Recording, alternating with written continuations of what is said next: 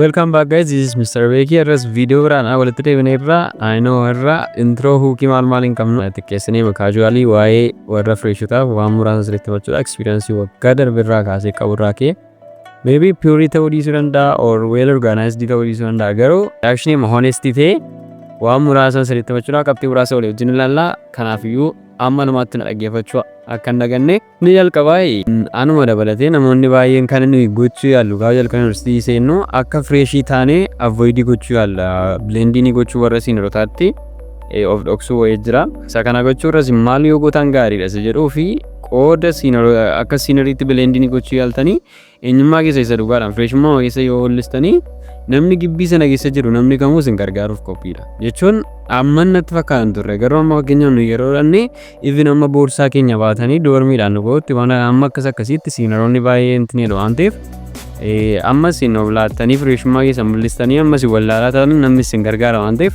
waan hundumaa akkuma freshiitti aakti gootanii yoo gaafattan gaariidha gabaabumatti inni jalqabaa akka freshiitti aakti yoo gootan baay'ee gaariidha jechuudha. Inni lammaffaa immoo kan isin dhattaan achi jiraachuudha malee keessummaa miti akka waan keessummaa dhattanitti yaadina aakti isin godhina fakkeenyaaf amma namni baay'een gaafa jalqaba dhaqee akka nama mana siree biraa dhutti yookiis akka nama guyyaa lama sadii dhaqee galuutti uffata xiqqoo fudhatanii dhaquu utuu waan nyaatamu fudhatiin dhaquu achi dhaqanii immoo odaa kaaffeedhaan nyaatanii amma barumsa jalqabuutti jedhanii bakkeedhaan nyaachuu waan akkasii uuma jala baay'ee tokko simmiidha jechuudha.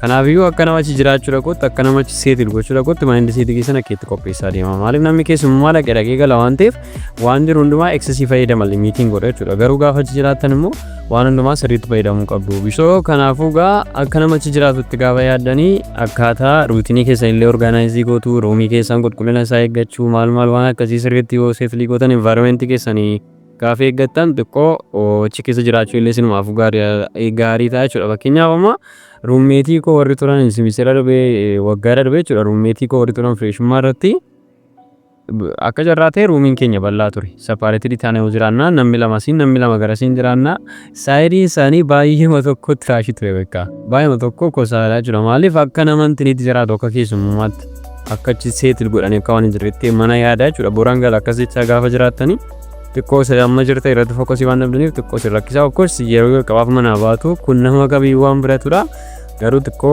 seetil taatanii jiraachuu qabdu jira darbee immoo kun faayinaanshaali keessa illee akkaataa itti durii keessa illee maayijii gootanii hojii walidhataa jechuudha. Inni biraan immoo akka haayiskuulii miti gaafa yuunivarsiitii deemtan baay'ee tokko firii taa'imii qabdu ammas iyyaatanii fakkeenyaaf amma fireeshmaanii irratti kan taayitilii barsiisu gibbii akkaastuudha gibbiyaan keenya jechuudha isaan baay'ee taayitilii barsiisu barumsa qormaata haa ta'u iyyuu malee kan inni seennu dabneen seennu amma warri kaan dafanii seenan dabneen seennu dabneen immoo galla maaliif taayitilii barsiisu waan ta'eef warri kaan immoo baay'ee firiidemii kennu miidiidhaa fi barumsa sattaanu gidduuf gaappii kennu taayimii sana maal irratti hin balleessisin jedhu inni filannoo keessanii jechuudha baay'ee firiidemiin dhoowwa malee dhufu immoo yeroo baay'ee miidhaa qaba waan ta'eef kanaafi waan akkasii saayitii barbaadan bahuu dandeessu saayitii barbaadan seenuu dandeessu even gaafa gibbii seenne akkas galgala gadi baanee baay'ee sarfaayiis taane beekaa jechuun saayitii 4-5tti namni akka barbaade deema jechuun baay'ee firiidemii guddaadha kun beekaa eenyuufuu dhiira ta'e shamarran ta'e baay'ee firiidemii amma intiniitti qabda firiidemii sana irratti immoo taayimiinis jira jechuudha taayim firiidemii illee qabda firiidemii sana duwwaa sun taa'ee taayim firiidemii qabda taayimii keetti waan barbaadde gochuu dandeessa jechuudha.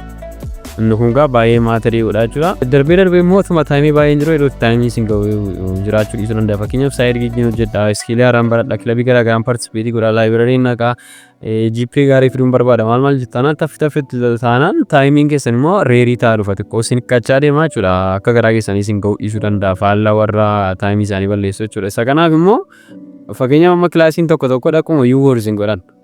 jechuun yoo dhattani kilaasiin isin itti miidhamne jira akka haayiskuulii dirqama leesanii hunda kilaasii hunda ittiin digootanii waan productive taatan hin qabne jechuudha isa kanas considerii gochuu qabdu fakkeenyaaf amma experience warra gaansa jettumu barumsa loojikii second semester irratti chapter 1 fi chapter 2 keessaa dhufa examine mid examine jechuudha garuu chapter 2 baranne chapter 1 duwwaa baranne fi keenya dubbisne isa booddee erga mid examine baranne maal godhastamaay chapter 2 tti fufee barsiisa garuu faayidaa hin qabu keessaa fatanaa baranne irraa waan ta'eef darbee ammoo jira semestera tokkoffaa immoo barsiistuu siifikiin barsiistuu wayi literally barumsa ishee namaan galuu beekaa jechuun ofuma dhattee ta'ee waan miidha qundumtu booddee taa'ee jeeqaa olee garaa jechuudha kunis beekaa waan nan seensiidha dhannaan barachuudha kudhi isnaan immoo manatti waan productivity hojjechuu kanaafuu kilaasii hundumtuu deemsa woorsin godhan amma manatti namni kilaasii dhufuu qabda deessin accanaan dhaqu hin jiru meebes tamaariin boonessi kennu maal jiraachuu danda'a Garuu isinii nama isinii wallatteessu akkas qabaannaan kilaasii hundi dhaquu boorsin godhu. Garuu kilaasii yoo dhaqxan productive taatan jira.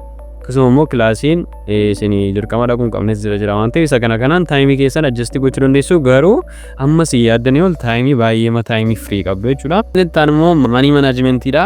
Inni kun baay'ee crucialidha. Maaliif faamiliin gara jalqabaa maybe birrii firri isinii kenne birrii baay'ee fuutee dhaquu dandeessu. Firrii garaagaraa argattanii dhaquu dandeessu. Garuu gaafa jigeessan fakkeenyaaf amma daamaa jiraattanaan bishaan tokko birrii 30dha. Bishaan daamaan dhugamu sirriitti jaarii bitu sanaan 50dha wayi 100dha.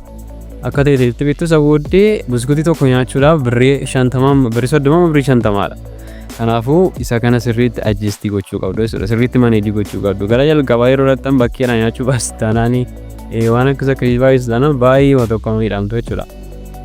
Yoo sarratti immoo nan kaaffee ta'us nan yaada yoo ta'an maximum amma yuunivarsiitiin kamiyyuu kan inni kennu nan kaaffee 3,000dha. Maaliif guyyaatti nyaatu namni tokko 100 oola waan ta'eef 3,000 isinii kenna jetti. 3,000 immoo qorsii nyaadhee misaa nyaadhee raatii nyaadhannee waan biraadha. Kana sirriitti itti yaaddee dhufuu qabdu jechuudha. Kaaffee fayyadamtaan strictly kaaffee fayyadamu. Maybe kan isinitti miisii gootan jiraachuu danda'a. Bakkee bu'uun jira waan akkasii dinner night'n jira garuu amma dandeesseetti manage gochuu dandeessu. Kana weakness waan nama irraa ga'ee isinitti himu. Jechuun gaafa jiraattanii boisa bakka san jalqabu isiniin jedha akka nama keessummaa dhageetti jiraattu kanaan taayimii ta'e geessaniitu waa birrii baastaa itti baastan hin beektan jechuudha. Akkas baatu sana bittuu kana bittuu xiqqoo sin rakkisa jechuudha. Darbee immoo manaa dhuftu taanaan warri jalqaba boarding school turanii of course amma ta'e experience qabu. Garuu literally universityidhaaf mana baatan taanaan baay'ee tokko sin rakkisa jechuudha birrii manage gochuun. Isa kanaaf egaa tippii biraan isinii kennu aappii telegram isaanii irra isiniin ka'a. Aappii tokko tiktok irrattis viidiyoo isaa hojjetu. Innis yoo fayyadamtan gaariidha. Maaliif mostly fakkeenyaaf fast dhuftu yoo ta'e transakshinii kan isin raawwattan even yuulijuusii birrii 15 bitu baay'ee yuulijuusiin baay'ee dhugamu yuunivarsiitiitti. Sana bituudhaaf birrii 15 bitu yoo ta'e sanallee transferii gootu waan ta'eef waan hundumaa transferii fayyadamtu. Fakkeenyaaf astuu keessatti ammalatti kaashii badaan argattanii sanaaf aappiin kun immoo miisajii keessan tiraakii godhee amma isin baastan amma isinii galee maal analaayizii waan isinii godhuuf sana fayyadamuu dandeessu. Kanaaf manii manaajimentii irratti illee yoo itti yaadda yoo maatii gaafatta yoo nama haasofsiistan gaarii ta'a jechuudha. Inni biraan immoo yeroo baay'ee yeroo yuunivarsiitii seenan ijoollee baay'een dispereetii ta'u waan hundumaaf maybe fiildii irrattis ta'uu danda'a barumsa irrattis ta'uu danda'a hojii garaagaraa jechuu waan ta'uu danda'a waan garaagaraa advencharii gochuu experience gochuu ta'uu danda'a baay'ee tokko dispereetii ta'u naawwan wanticha sana barbaadanii gaafatti seenan yeroo baay'ee waan akkasiin ta'u waan hin taane keessa galuu dandeessu yeroo jiru fakkeenyaaf dipaartimentii filachuu irratti yoo analaayiziin goota yoo nama gaafata yoo riserchiin gootan ta'e kanan barbaade kanuma naaf ta'u duwwaa yoo ta'an baay'ee riskiidha jechuudha. Yookiin immoo kanan barbaadu kun hin ta'u jettanii beekaa open minded ta'uu dhiistanii yoo al jettanii wanti ni jettan innis gaarummaan ga'u jechuudha. Kanaaf amma dandeessanitti open minded ta'a. Seminariin garaagaraa ni jira. Kilaboonni garaagaraa fakkeenyaaf astuu keessatti amma ni qophaa'a fakkaata kan software engineering computer science yeroo baay'ee waan intinii ta'udha waan filachuuf sin rakkisa in terms of department filachuu irratti yeroo haasofnu jechuudha. Sanaaf seminarii akkasii irratti yoo participate gootan amma ta'e aayidiyaan isaa kileerii waan isinii ta'uuf qooda dispereetii taatanii loojikaalii murteessuu dandeessu jechuudha. Inni biraan immoo karaa biraas wanta akkas jiraachuu danda'a ta'e waan hundumaa irratti dispereetii ta'u irraa amma ta'e loojikaalii taatanii analaayizii yoo gootan gaariidha. Inni biraan immoo isa kana jalqaba irratti dubbachuun irra ture fakkaata isa kana. Namoonni baay'een gaafa yuunivarsiitii dhaqanii waama gabateen jiraate waama barsiisaanii waayis boordii irratti dhaabateessi barsiisu waama akka iskuulitti kaasii keessa teenyee waama daftara dubbisni daftara baanee deemneef waan iskuulii jirru faayirootti nutti fakkaatu jira. Kun literaalii dogoggora jechuudha. Maayindi seetii keessan baay'ee tokko jijjiiruu qabdu jechuun dabalatee namni baay'een gaafa ishii seenu akkasumatti yaada.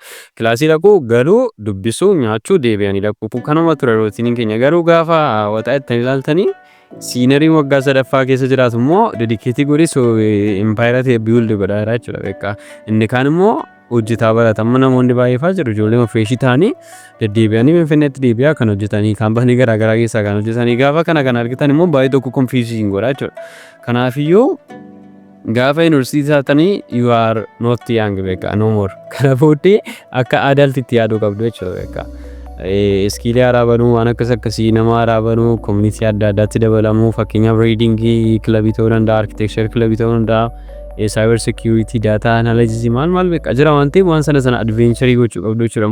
Kanaafiyyuu gabaa kilaasii teessee teenye barannee waan kilaasii teessanii barattaniif akka waan stiil akka waa yaangii taatanitti yaaduun qabdanii maandisiitii keessan akka istii yoo qopheessanis baay'ee tokko isin fayyada jechuudha. Inni biraan immoo kuwan jalqabaa si'a lama sadan tokko yaalidha kilabii join gochuudha. Sirriitti community keessatti participate gochuu maybe spiritual ta'uu danda'a, academic ta'uu danda'a.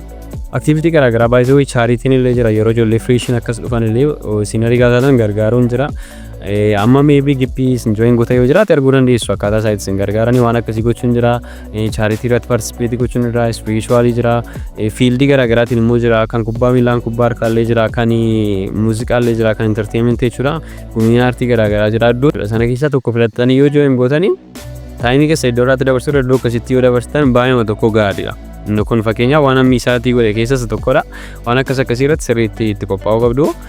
Ammam introvertii yoo taatan iyyuu tiimii kilabii tokko yoo xiqqaate tokko dirqama join gochuu qabdu. Maybe spiritual ta'uu danda'a, counseling jedhe academicalis ta'uu danda'a. Fiildii gara fuulduraatti barbaadda illee yoo ta'e immoo inni baay'ee filatamaadha. Maaliif fiildii sana yookiis departmentii sana akka galtaniif baay'ee isin gargaara. Namoota achi keessa waggaa 3 waggaa 4 waggaa 5 experience qabantu jira waan ta'eef isaanii wajjin gaafa communicate goota waan ta'e amma ta'e guide isin gochuu danda'u jechuudha. Sanaaf kilabii akkasii join yoo gootan baay'ee gaarii ta'a jechuudha. Inni biraan immoo topiikii koo almost fixeera garuu dhumarratti tiktaakii irra ilaaltu yoo ta'e viidiyoo garaagaraa achirraa kan siineroonni isinitti agarsiisan ilaaltanii tokko akka confused hin taane jechuun namoonni baay'een yuunivarsiitii paakii haguun maal jedhanii caammaa 3 surree akkasii 4 wayyaa akkasii 5 nyaata wanta isin dhageessanii hin beekne gosa nyaataa waan akkasii kaasaa walitti qabanii gippii deemanii waan akkasii confused hin gochuun qabu jechuudha. Waan na baratee kun kanaafiyyuu isin waan qabdanii na fakkeenyaaf keessuma waan akka uffataa waan akka caammaa fa'aarratti yuunifoormiidhaan baraatuuf ta'u waan ta'eef gaafa achi geessan uffanni baay'ee tokko isin barbaachisa. Kanaafiyyuu uffata inni uffatama jettanii yaaddan kamiyyuu fudhaadha literaali uffata kamiyyuu jechuun gaafa hidhattan hundumtuu akka maatiitti jiraata waan ta'eef namni shoo ofii godhu hin jiru beeka. Namni waan qabuun deema waan qabuun socho'a namni dhimma kee qabu hin jiru jechuudha. Kilaasii dhaquuf immoo dirqama caammaa uffadhu dirqama kana uffadhu namni jedhu hin jiru beeka. Hirribaa kaatee hidhatte kilaasii barsiisaan gadi yeraa itti hidhatta waan ta'eef ammanatti waan keerii qabu jechuudha. Biig iventii garaagaraa gaafa deemtan immoo meebii uffata gaarii uffachuu dandeessu. Inni biraan immoo kompiitarrii qabaachuun yookiis PC qabaachuun dirqama barbaachisaa hoos jedhu. Ammanatti hin barbaachisu maaliif tokkoffaa waan baay'ee irratti dipeendii godha. Inni jalqabaa dipaartimentii isin seenuuf adeemaa jirtanidha. Fakkeenyaaf sooftiweerii barachuuf adeemaa jirtanii freshman irratti kompiitaraan qabdan taanaan xiqqoonni kun baay'ee komplikeetididha. Nama ijoollummaan agarsiisee kutaa 7 kutaa 8 kaasee koodii gochaa ture jira waan ta'eef sana wajjin deemtanii gaafa kompiitii gootan xiqqoo isin rakkisuu danda'a. Kanaafiyyuu amma dandeessanitti yoo early access argattan kompiitaraaf baay'ee gaariidha jechuudha inni sun. Garuu fiildii biraa barattanaan kompiitaraan ammanatti waan isin barbaachisu hin qabu. Maaliif bilbilli keessa waan kam hojjechuu danda'a, PDF dubbisuu danda'a, PowerPoint dubbisuu ta'uu danda'a, assignment hojjechuu, printii waan akkasii irratti isin ga'uu danda'a jechuudha. Kanaafuu PC necessaryidha garuu extentii qaba. Nama hundaaf miti jechuudha. Amma kanatti waan dirqama isin barbaachisu yoo qabaattan garuu gaariidha. Kanaaf ammanatti dirqama freshummaa irratti PC qabadheen galanneedhu yoo tech student taatan amma ta'e isin barbaachisuu danda'a. Computer science, software engineering isin taana yoo qabatanii seentan gaariidha jedhee yaadaan akka kootti. Garuu fiildii biraadha taanaan bilbilarraa dubbisuu amma dandeessanitti ammanatti wanta si yaaddessu hin jiru jechuudha. Inni biraan immoo akkuma baay'een keessan dhageessaniis sodaachaa jirtanis inni si yaaddessu inni biraan nyaata kaafeedha jechuudha. Baay'ee ma yaadda'u namni baay'een nyaanni kaafeen ta'uu maal jedhama garuu baay'ee itti barama. Sirriitti itti baratu asitosuma immoo astuwaadhi amanuuf taanaan nyaanni achi anaaf perfectidha. Dhimma nyaataa jechuudha. Taayimii ta'e gaafa shiroon jiru xiqqoo komplikeessi ta'uu danda'a. Garuu guyyaa kaan ijoolleen ajin jira inni ragaadha waan ta'eef nima nyaatama. Garuu immoo gaafa ta'e immoo deemee iddootti isin dabbaru jira beekaa. Otuma nyaatanii mana isinitti ta'a yeroo akkasii immoo bakkii ba'uu dandeessu. Oor waan biraa isin gochuu qabdanii waan akka dhadhaa Haayilaandiitti waan akkasii yoo qabattan gaariidha. Gochgochaa yoo qabattan gaariidha. Garuu as turuuf taanaan fiddaa hin dhufina aduun isaa'uu hingaa waan ta'eef jechuudha. Waan akkasii yoo qabattan gaariidha. Inni biraa immoo halkaniif bassoo maastiidhaan bassoon dirqamadha. Daabboo qolloo ta'uu danda'a, kuukis ta'uu danda'a, chokkoo ta'uu danda'a. Waan afurri gootan beekaa akaayii ta'uu danda'a. Waan akkasii baay'ee isaa qabadha goota maaliif amma sirriitti fakkaachuu dhiisuu danda'a. Gaafa jalqaba dhattan birrii qabaachuu dandeessu. Garuu gaafa dhuma jala geessan amanaa waan kamiyyuu namni jibbu hin jiru jechuudha beekaa. Waan kamiyyuu wanti jechuun dandeessanii Kanaafuu nyaata wal qabatu amma dandeessa waan hunda keessatti waan qabachuu dandeessan hundumaa yoo qabattaniif tan gaariidha lee yaada. Inni biraammoo waa'ee gabaabumatti waa'ee akaadaamiksiisaa yookiis haala barnoota jiru bibbii keessa yeroo maaltu waa'ee iskuulii irraa adda godha seeruu fi iskuuliin qabxii isin argattan yookiis assessment irratti qabxii isin argattanii baay'inaan kan inni faaktarii godhu raankii keessan irrattidha. Raankii keessan kan waggaa sana irratti. Sana darbee mammaatti yoo wanti apply gootan malee manatti waan isin fayyadu hin qabu. Garuu gaafa yuunivarsiitii dhuftanii qormaata isin jalqaba qoramtanii kaasee shallagamanii gireediin qormaata isin jalqaba qoramtan suni dhuma daqiiqaa isin eebbifamtan gireedii keessan irratti effektii qabaachuu danda'a. Akkamitti seeruuf cumulative GPA waan jedhu fayyadamu jechuudha.